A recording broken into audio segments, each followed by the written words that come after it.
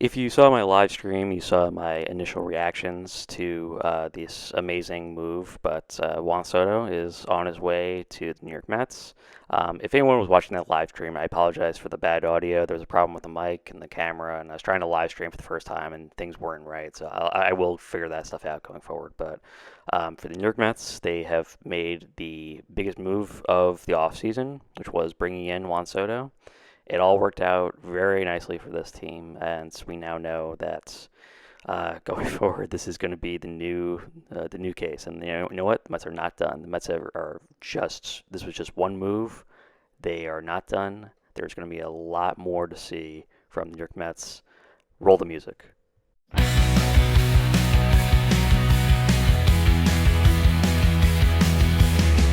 Orange and blue running through our veins, rooting for the Mets through incidents and pains. It's a Mets podcast, hosted by Michael Bayside. His views and ideas are fortified. Mets news, saves, injuries, and wins. We can't wait for the next game to begin. This is the theme song to the Mike's Mets podcast. This is the theme song to the Mike's Mets podcast.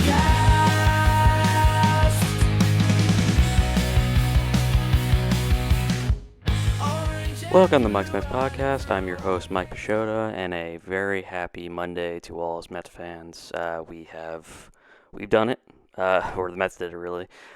We have pulled off what many thought was impossible. The New York Mets have signed Juan Soto to a mega deal worth $765 million plus additional incentives, escalators, that could bring the deal to over $800 million. That this is going to be over 15 years. Uh, Truly an unprecedented contract, the biggest contract in sports history, and it is a brand new a brand new world for us Met fans. And this has been gearing up for a while. We knew eventually that Steve Cohen was going to make his mark on the Met franchise, and whether you thought the Francisco Lindor trade was his big and extension was his big move, or signing Max Scherzer and signing Justin Verlander and going after Carlos Correa, if you thought these were all the big moves, well, guess what? We have one bigger one for you. It's boy, it is truly amazing when you kind of put this into context that this is the same New York Mets that just a few years ago were balking at spending any kind of money in general because the Wilpons were still running the show, and because of that, we were forced as Met fans to watch a product that was oftentimes inferior and oftentimes was a little bit embarrassing. And now with Cohen at the helm, and with David Stearns in power to be making these decisions and having a front office that all feel very much on the same page as to what they want to do, it's a different world. It's not the same thing that we ever were expecting in this case. And when I look back at it, I'm just like astonished at at how far we've come already. So the Soto deal really kind of brings this all into a different sort of light for me, at least, and I'm sure for other Met fans as well, because we're not used to having nice things. We're not used to having in their prime superstars. And whatever your opinion on Juan Soto, if you feel like his defense is mediocre, if you feel like he can't run the bases that well, if you feel like he's destined to be a DH, whatever, if that's the case, that's your opinion, so be it. Far be it from me to suggest otherwise. However, I will say that even though he has these limitations, what they're not buying is his glove. What they're not buying are his legs. They're not buying his defense. What they're buying is his bat. And Juan Soto is unquestionably one of the premier offensive players in baseball. And you can put him in a very short list, and he's in the top five, possibly the top three. And when you look at what he's accomplished in a very, very short amount of time, he's a four-time All-Star, Silver Slugger winner, now the runner-up to the MVP voting this year with the Yankees. I mean, he's accomplished a lot in what could be considered a very short amount of time. And when you accomplish that much, there are people who are looking at it and saying, "Well, what has he actually done as a major league player?" Well, let's run down his accolades real quick. He is a .953 OPS for his career. That puts him in very, very select territory. 160 OPS plus for his career. Batting .285 for his career. 201 career home runs. 592 career RBIs. 934 career base hits. 655 runs scored over his career. He led the league in runs scored this season. Like I said, four-time All-Star, home run derby champion, and a former World Series champion, with the Washington Nationals in 2019. So he's got as well-defined resume as you're going to find for a kid that's just turned 26. Um, and again, regardless as to what you may think of him, if you feel like he is deficient in some areas, he is unquestionably an amazing offensive player. The 201 career home runs really stood out for me because I think I didn't even know he had that many because he's not really like a traditional power hitter. He's a guy who has I think 30 home run power, but isn't a guy. He's on the level of Judge. I don't think he's even on the level of Alonso, but he does have a lot of power, and he's been doing this for so long. I mean, he came in as a 19-year-old and immediately established himself as one of the best players on his team, and he's arrived in very short order. He's become an elite player. So I do not care about his defense. I don't care about uh, his lacking of any real ability outside of the batter's box. That is what they're paying him for. It is what he can do on the offensive side of things. Everything else is what you're getting is just a bonus. It's like Alonso in that sense, where I don't really care about the fact that Alonso has a really good is really good at picking the ball at first base. I don't care that he's a decent, agile player at first base. What I'm paying for him to see, or not what I'm paying for him to see, but what I want him to do as a player on this team is to hit home runs. With Juan Soto, I'm expecting him to drive in batters. I'm expecting him to get base hits, be clutch, get on base. Something else he does with incredible success. I didn't even mention that he has 769 career walks against 696 career strikeouts. That is ridiculous. I mean, he has averaged per season. He is averaging 100 and was it 133 walks. Is that right? Wait, let me just look that over again. 110 walks per season, and that's like cutting into also like the 2020 season, the 2020 season, which obviously you have to take into account they only played in 47 games that year, but was still incredible. I mean, he batted .351 that year and finished fifth in MVP voting that season. So the numbers are absolutely incredible for him, and it's it's a lot of money, and people will bemoan the fact that a player, just one player, is earning that much. You know what? He's worth it, and there will never be anybody who's going to enter that level again. He is going to be the highest paid player of all time for at least for a good long while until some uber prospect, mega prospect hits free agency next time. Who knows what that will be? But maybe it'll be someone like Paul Skeens. Who knows? Um, it is unlikely that anybody's going to be touching that figure for a very, very long time. And because of that, it is something where I feel very comfortable with the amount that they're paying him. It's not my money. It's Steve Cohen's money. And Steve Cohen thinks that this guy is the player that they need, and unquestionably, he is a massive offensive upgrade over what they have already. It's a huge get. It's an absolutely massive move for the Mets, and it does a lot of things for them from an offensive side of things. It does a lot also for their profile as a free agent destination. Juan Soto picked the Mets over the New York Yankees, and it wasn't really a question of money. Certainly, the Mets are paying him more, but it's not that much more. It isn't like the difference of 750 to 700 million. It's like where it's a very clear change in the amount of money that he was going to be getting from the Mets and the Yankees. In this case, it's just a matter of $5 million more for the total contract amount, and the AAV, I think, $3.5 million more. So it's not a question of money in this case. Has everything to do with what Soto wants in an organization. And I'm speculating here. I don't know Soto's frame of mind. We probably won't even know. We probably won't ever know what Soto's actual thinking is as to why he decided to pick the Mets over the Yankees. Maybe there'll be a story out later on, possibly before the start of the season, as to what he looked at and what he saw as a good incentive for him to come to the New York Mets. I am going to speculate and say he looked at the organizations and he looked at what he wants. And if there's one thing I like about Soto and one thing I know about Soto, it is that this guy likes to have fun. Yankee fans, if they're admitting it to themselves, know that the New York Yankees are a no nonsense, very serious organization, and that they like the fans like having like the roll call in before games and all that stuff. It is still wildly stupid.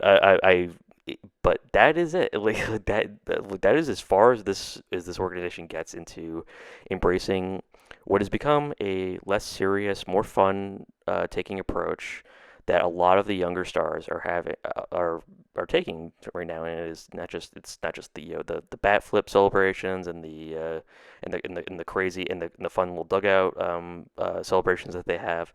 It is the way that you approach everything with your presentation from both a ballpark and then from a franchise perspective.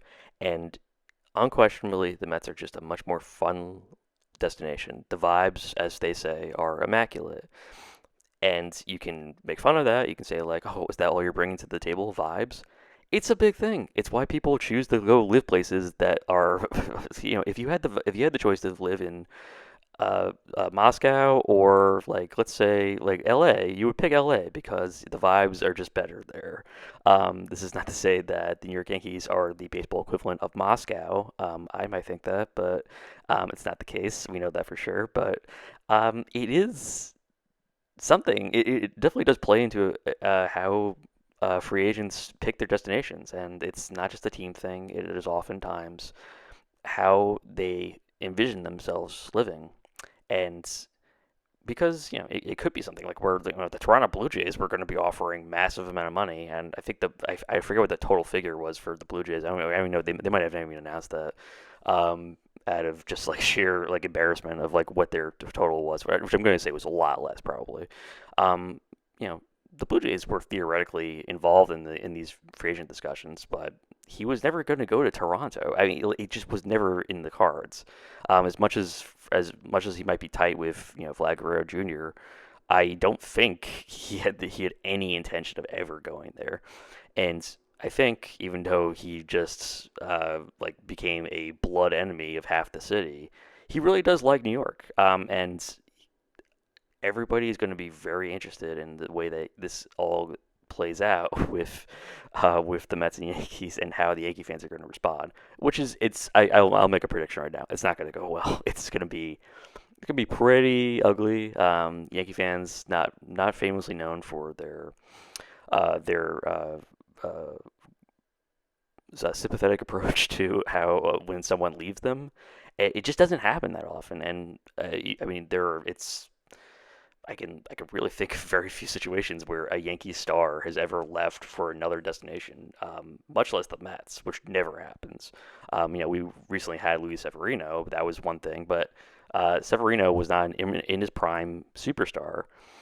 Soto, these things never happen to the Yankees, and it is such a colossal shift in power in terms of how a player is viewing these destinations, because it would have been probably the case if it was a situation with like Aaron Judge. If the Mets had made an offer to him, they probably could have topped the Yankees offer, but Judge was always going to stay there because Judge would feel a sense of loyalty or a sense of I need to be with the team that's the bigger team. And then Scott Boras probably would have been saying something like, oh well, your legacy is more important.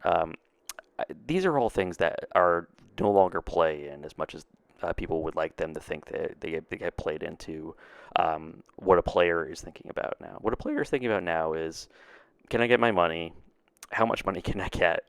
And also, and also is our thinking as to what the organization doing is going to be doing for the next 5 years, and what I think the organization should be doing for the next 5 years, are they at least somewhat compatible and similar? Are they running? Are we running on the same tracks, or are we running in different directions? I cannot say for sure that Soto looked at the Yankees and said, I don't know what you guys are planning here.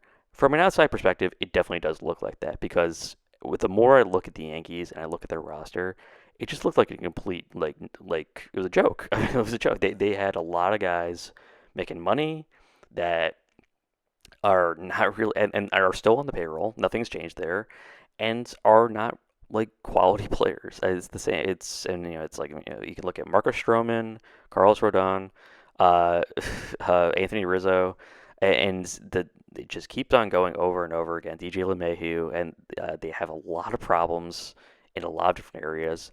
Not the least of which is the lineup, which is a complete mess.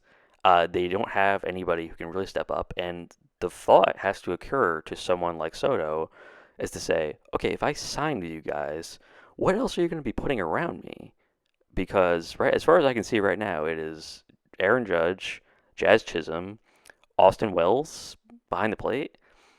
Gleyber Torres is gone, and that was Soto's boy. That's another thing you have to play into this is his are his allies and friends on the team going away because the Yankees had made it pretty clear that Torres was not coming back, and so why are you sticking around for it in that case? He has no real loyalty to that. And Yankee fans might convince themselves that like, well, he was on the team this year, but he was brought in as a mercenary basically. It was a 1 year deal thing for him that he kind of had to go out through his contract, and of course because he was ending up in the Yankees with the Yankees and in New York, the obvious thought was going to be, well, he's probably just going to re-up with them, and he would get a lot of money, but he was going to stay with the Yankees.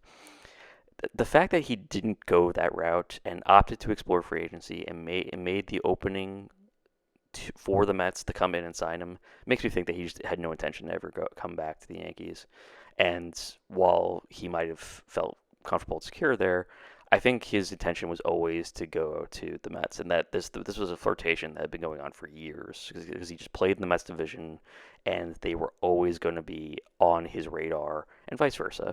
And it was just like that match that people were waiting for forever. If it was ever going to happen, this was going to be the time to do it. And boy, the Mets really cash in here, and Soto cashes into a massive deal, $50 million a year. I mean, again, it's a lot to pay, but he's unquestionably worth it. I mean, Yankee fans would be jumping for joy right now if he had if he had re-signed with the team, because it's not just like for the next couple of years. It's 15 years where you can pencil this guy in the middle of your lineup, and he is an incredible hitter. So you would feel ecstatic if he was signing with your team, which Met fans are right now.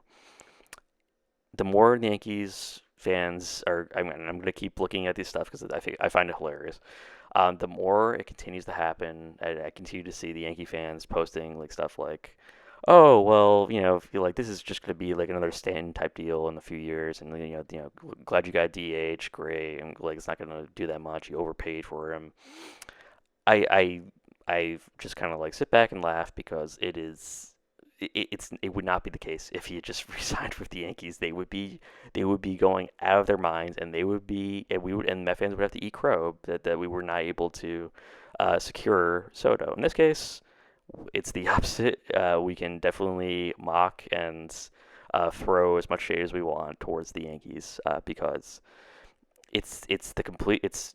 They were doing it for years. That had always been the case, and now it's a completely new world now where the Mets they have all the chips and all the momentum right now also. And we're gonna go into that in just a minute, but let's take a little bit of break.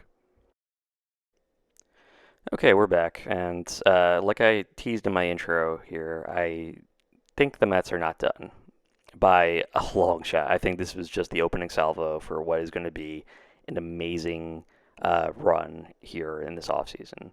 Now, Do I think the Mets are going to sign someone like Corbin Burns? No, I don't think that's the case. I think Burns is going to want a lot of money, and I think Cohen, as much money as he has, I think Cohen does have a limit in terms of what he's willing to spend in this case. So is he going to spend another $300 million?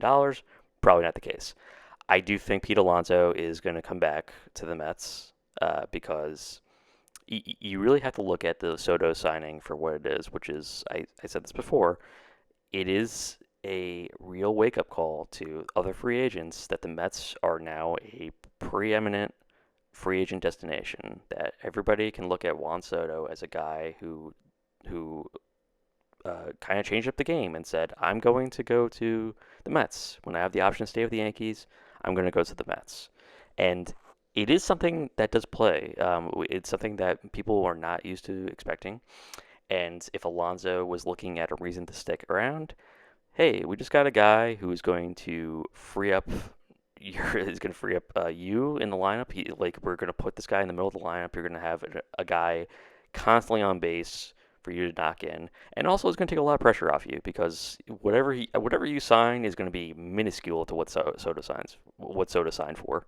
So there is I think a great it's going to be a great momentum maker for the Mets in terms of what they want to do for this offseason. So what they have left for the year, well, they still have things to do. Again, Lonzo's one thing. They have to figure out their first base situation, or if they want to move, if they do think Alonso is a lost cause and that Alonso's not coming back, they're gonna have to move Vientos over to first base, and then it's up to the Mets to come up with a idea as to what they want to do for third. Maybe that's Nolan Arenado of the St. Louis Cardinals. Maybe it's Alex Bregman signing a contract, and maybe they can get Bregman for a little bit less than what they were, what Bregman might want for his contract if he's willing to come to the Mets and join a theoretical super team here. There is also the question is the starting rotation. There are still some gaps. The Mets have made their moves. I didn't do an episode about it when they did it, but the Mets did make the signings for Frankie Montas, most recently with the Milwaukee Brewers, and with Clay Holmes of the New York Yankees, who just signed. And it's going to be an interesting move for Holmes, especially. It's an experiment that people have a lot of questions about. Him and Montas are not guys who you look at as being game changers for the Mets starting rotation, and they look more like guys who are rotation fillers. Do we have reason to doubt David Stearns? I think absolutely not. I think people doubted why he made the move to sign Luis Severino and Sean Manaea last year, and those moves worked out great for the Mets. So it's because I keep seeing and I keep hearing a lot of doubt from Met fans about, like, okay, how come we didn't sign Blake Snell? How come we didn't sign Corbin Burns? How come we're signing Clay Holmes uh, and Frankie Montas instead of these premier free agents? Well, there's a couple of reasons, but I still don't know why we're doubting him. It continues to play out more and more like the Mets, like Stearns is like Dr. House from House MD, and all those like supporting characters who would appear in that show. More and more, I keep thinking those are like Met fans who are like, and they would always, and those supporting characters in that show would always argue with House about like his diagnosis and what he wanted to do, and they would be like, "You're crazy. That's insane. That's not right." Like, and he was always, by the end of the episode, he would always be turn out he was right. But that was just the way that those episodes would go, and it feels more and more like that's the way that this is going on, and that Steve Cohen's kind of like John Hamm from Landman now, where like he's just waiting for a phone call from David Stearns, and he's just gonna like pick up the phone and say, "How much is it? Sure, okay, let's do it." And that is just what their structure and what they do, and so more and more I'm just like, can you just not argue with the guy? And this is what I would always like yell at the screen whenever I was watching House. I was just stop arguing with him. Would you just do what he says? Like, just like, or accept it on faith. Just do it. So if we have a body of work here which Stearns has lots of success stories from his time with the Brewers. He has two more success stories with Severino and Mania.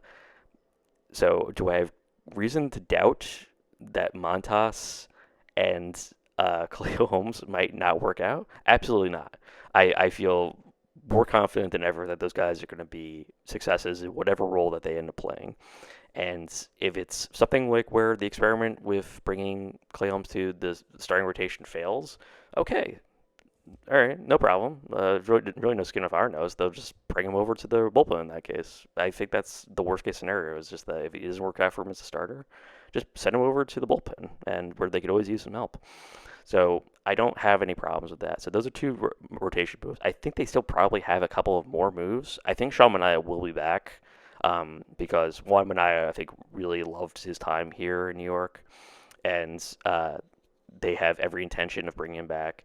And he seemingly fell in love with New York. He was just very emotional about his like during that after the Mets exited the playoffs, and I think he was just like really like torn up that he was this veteran for years and he played all over Southern California, but he came to New York on kind of like an emergency deal and it worked out amazingly for him, and so I think there's a lot to like about that in that case. So I'm excited to see what happens with him if that's if he is coming back. I would very much be in favor of that. Um, so I do think they still have a couple of more signings left in them. I think they have a chance to bring in someone like Walker Buehler would be like my choice as to like grab somebody on a deal that is probably not going to be worth that much money and is relatively low risk because Bueller's had so many health difficulties these last couple of years. So I would think that's probably the route that Stearns might go for a high risk but high reward move that could work out really nicely for the Mets. And then I think there is still a trade option on the table. I think Garrett Crochet is very much on the Mets' radar as to who they can possibly bring in and acquire.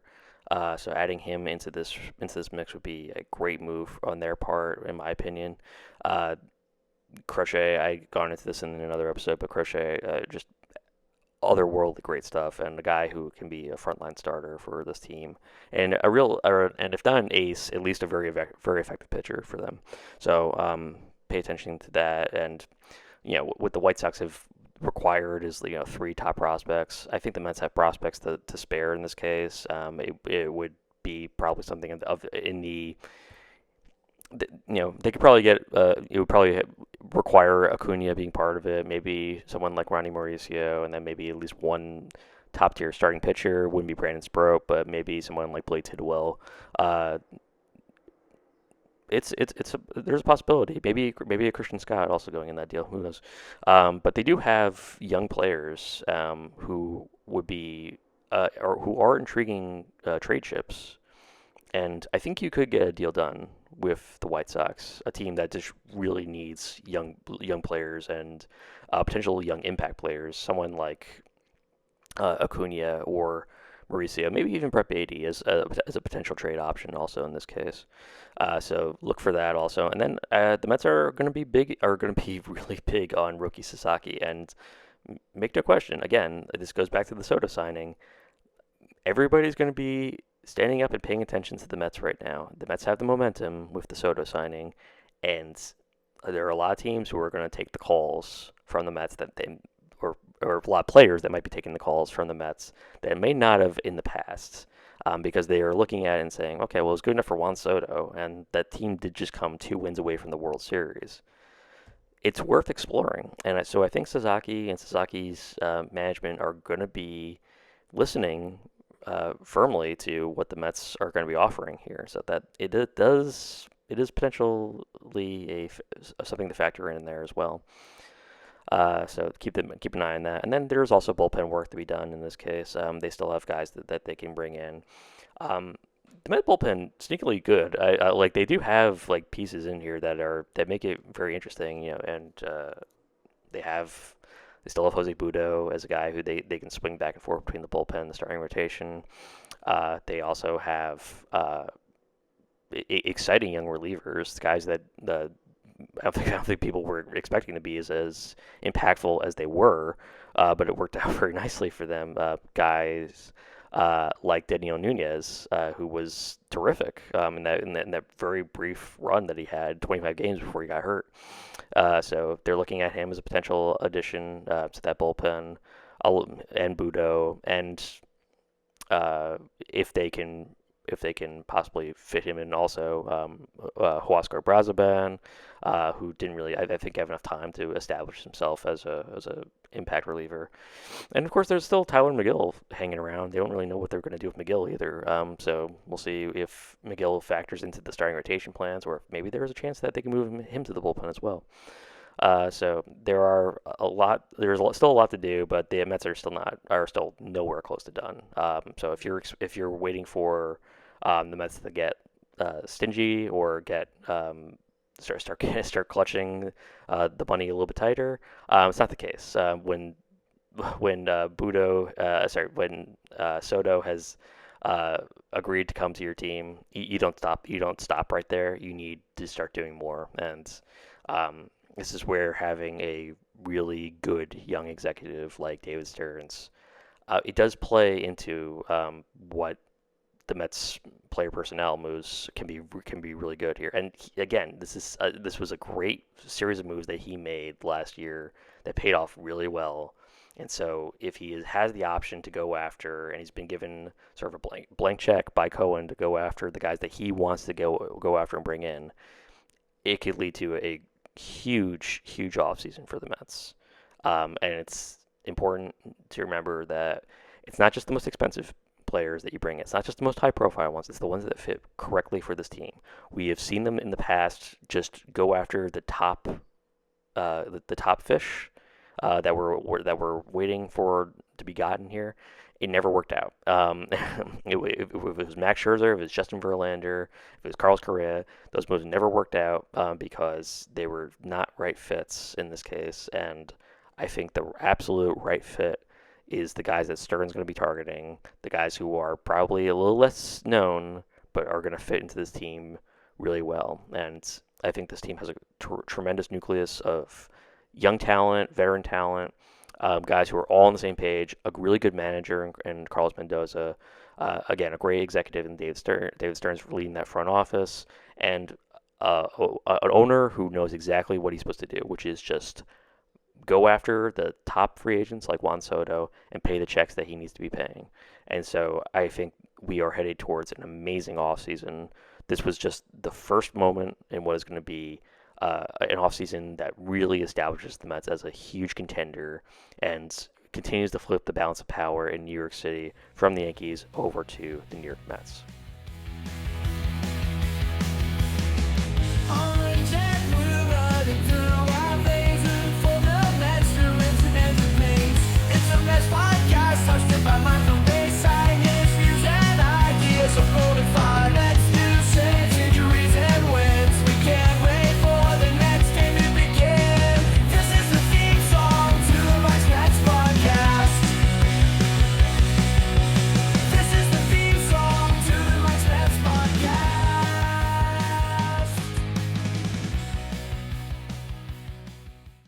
Thank you for listening to Mike's Mets Podcast. If you haven't already, please follow us on Spotify and subscribe to our YouTube channel. Leave a like and a comment. It helps so much. Finally, please follow our Twitter and Blue Sky pages. You can find us at Twitter at Mike's Mets Pod, all one word, and on Blue Sky at Mike's Mets Podcast.bsky.social. Thank you very much. Have a wonderful day or evening, and let's go Mets.